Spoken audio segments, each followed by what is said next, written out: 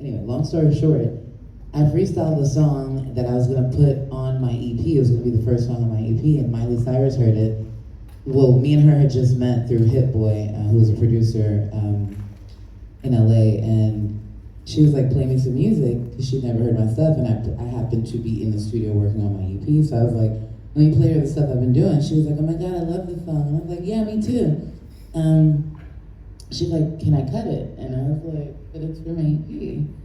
You know, so long story short, she went around me because she was so moved by the song, and it became a hit for her, which it would have maybe not necessarily been a hit for me, but because the song was such, she emulated the song so well, and it became the first song on her album.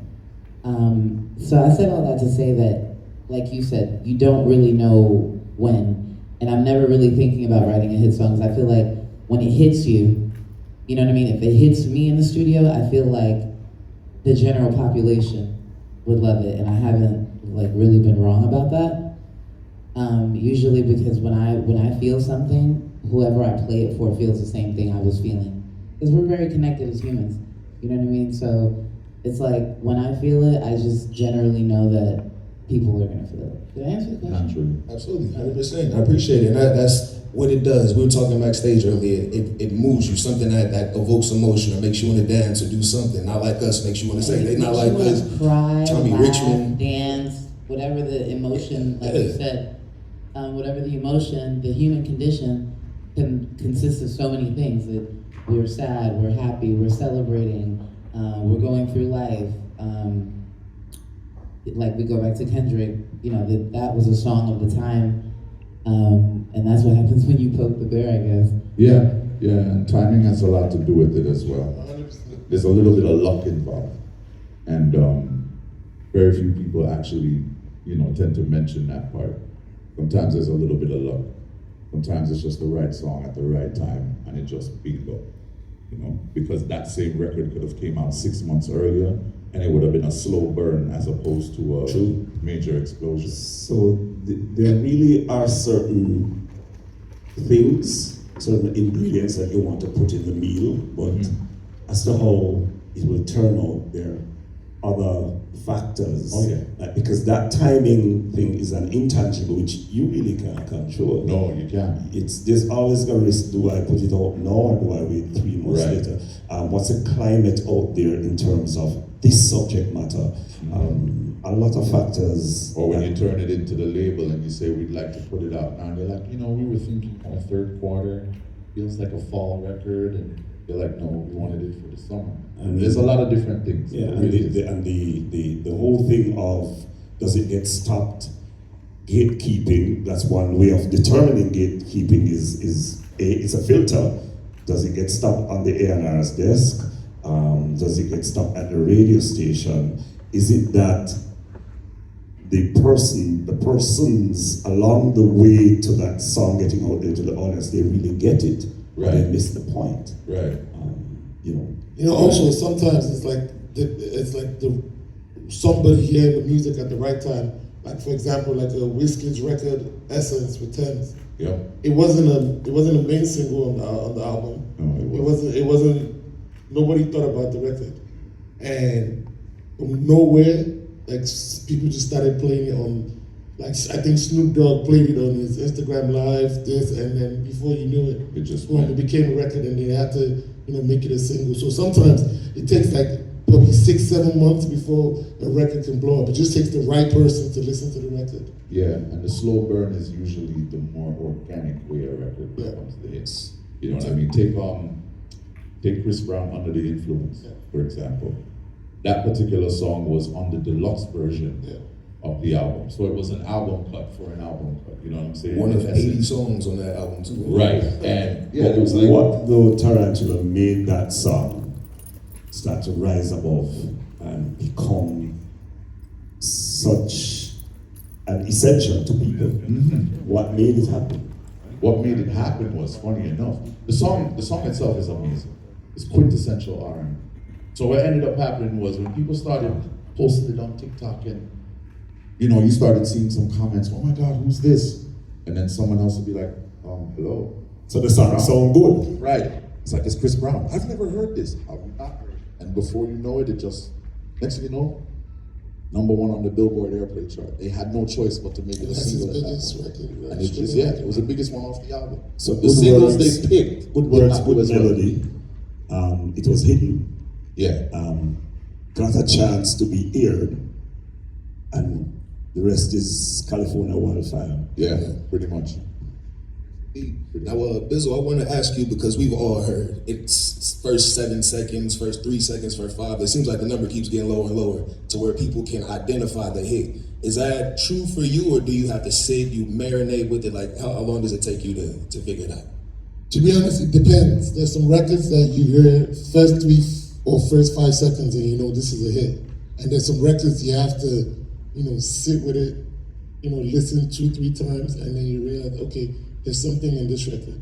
So it's like, when people say to me, it's like, oh, I know from the first 3 seconds, it works differently for different people. So it's like, sometimes you just have to be in the right frame of mind. I tell people a lot of times when I listen to albums, when they drop at 12 midnight, it doesn't get the same effect when I listen to it in the daytime. So it really depends on the mood, the vibe, and when you're listening to it. Very true. Very, very true. Not like us being a perfect example. The chorus takes about 1 minute and 40 seconds almost to come in, but it's smashed anyway, just because of the context in which the song dropped. During the course of the battle when, everybody's really analyzing bars and things like that. And not like, it was a bop, let's be honest. The record is a bop. So, but yeah, something like that under normal circumstances, a radio exec would be like, I can't take this. The chorus takes too long to come. You know what I mean? But in those circumstances, just like you said, sometimes it's different. It ends up working. You can tell that. So we were talking about quality versus quantity earlier as well. So we have a lot of young artists who grew up watching or listening to artists who say like we have Chris Brown dropping deluxe EPs and albums, coming out with 10, 20, 30 records, just pushing them, and they're flooding the market, kind of oversaturating, if you will. So how do you talk to a young artist and say, look, these are things that you need to focus on, the elements that you need to go ahead and hone in on in order to make quintessential R&B or rap or hip hop something that's going to break through everything? Because there's a difference between viral and a hit. Something's good, it tastes good, it's bubblegum for now, but then is it going to last a lifetime? Are my kids going to sing it? Are my kids' kids? Are we going to watch their clean the house on Sunday morning, listen to this song? Like, is it one of those? So how do you talk to the young artist or the young writer, Stacey, and kind of give them the ingredients to make that home-cooked meal that is a hit record? I mean, like I said, there are ways to study songwriting and be like, okay, this will make a hit. Study a bunch of songs, be like, this was a hit because of this, da-da-da. But, for me, it's always been like God's inspiration. Like, I literally freestyle songs. I don't think too much. Whatever comes out first, that's what it is. And, from Beyonce Bigger to Nipsey Hussle's Victory Lap to, I don't think about it. Like, whenever it comes to me, because it's God's inspiration, I don't do the whole inspiration thing, because sometimes I'm not really inspired by what's going on around me.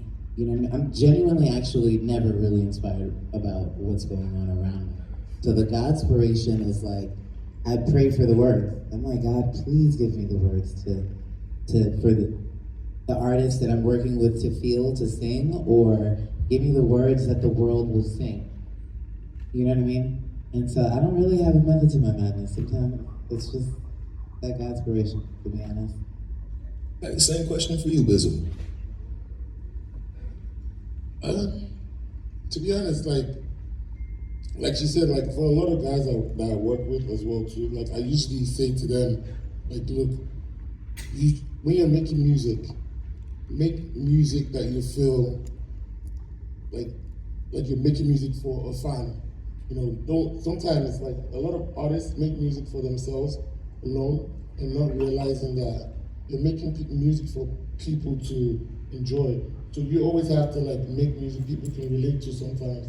And like he said earlier, it's like using things people can relate to. Like with the example of Not Like Us, it was something it's Shaggy, it wasn't me. It was things that people can naturally relate to that help you a lot of times. And for a lot of artists these days, they just want to make quick music and forget that The reason why we'll do a Boys to Men or a Jagged Edge tour and we still sell out now after how long they've been in the game is because they made music to last for a long time. A lot of the guys now just want to make music for now that can go on TikTok and like in 6 months it's done. Everyone's looking for the next viral record. So it's like making music that, test the time, so people can actually like go back to this records over and over and over. And that's why we see, even now on TikTok, we see a lot of old records coming back to life. Because people are actually going back to appreciating real good music and not just about what's hot right now. I've been noticing that trend as well, people digging in the crates for it, but does that also speak to the quality of music that's being released now? Absolutely. Yeah? 100%. Especially in the R&B world, like, people don't understand, like, back to God, a lot of these producers, Rodney Jerkins, for instance, who's like, he grew up in the church. You know what I mean? He was playing in church, like the chords and the chord progressions and all these things. Like, I thank God for technology, but you have Splice these days. You have things to make things easier. You don't have to learn an instrument. And I think technology has somewhat diminished the art of making music in a sense to where it's like, oh, we don't have to do all of that. You know what I mean? We don't have to learn how to play the piano for what? When we have like a bunch of samples, I could just take that, do that, da-da-da-da. But part of the magic of the music that's still being recycled, that's still being, even the Motown catalog, that Motown catalog, I was signed to Motown as an artist from like 2012 to like 2018. They were still using songs that were 50 and 60 years old for these commercials and all these things because it was timeless. Now, technology, like I said, has taken us to a great place. It's given everyone, even the not talented people, a stage to sit on a soapbox and, So I'm a little underwhelmed, sometimes uninspired, but, I'm just saying, like, there's nothing wrong with wanting to make quality music. You know what I mean? I don't even try to make a song. Like, I'll walk in the studio and if the vibe isn't what it is, I'll leave.